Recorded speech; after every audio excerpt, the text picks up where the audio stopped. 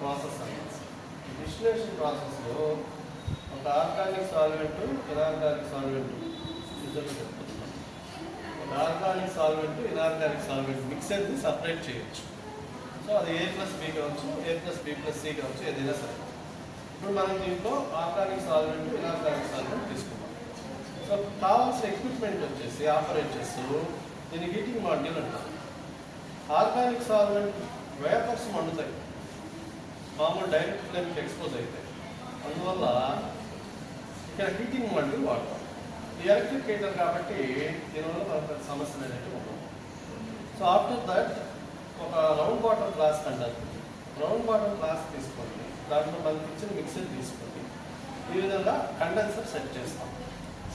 యాక్చువల్గా అయితే మనం తీసుకునే ఆర్గానిక్ కాంపౌండ్ నేచర్ని బట్టి ఈ కండెన్సర్కి వాటర్ కలెక్ట్ చేస్తాం.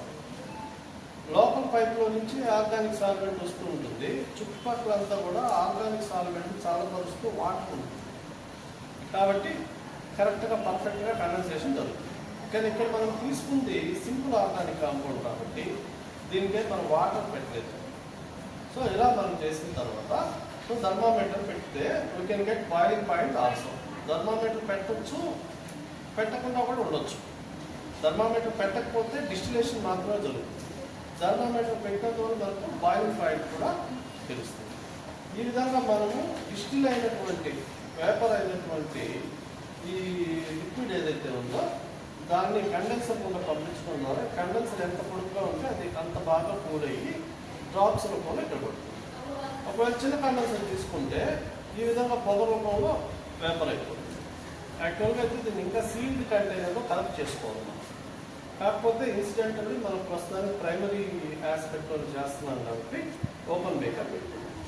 So that is about distillation and determining boiling point. ప్రతిసారి ఒక ఆర్గానిక్ కాంపౌండ్ అనాలిసిస్ చేసే ప్రతిసారి మనం ఆ కాంపౌండ్ డిస్టిలేషన్ చేసుకుని అనాలిసిస్ చేయాలి. ఎక్కడైనా సరే రీసెర్చ్లో కానీ అనాలిసిస్లో కానీ. ఓకే, చాలా ప్రశ్నలకు సమాధానాలు నాట్ ఓన్లీ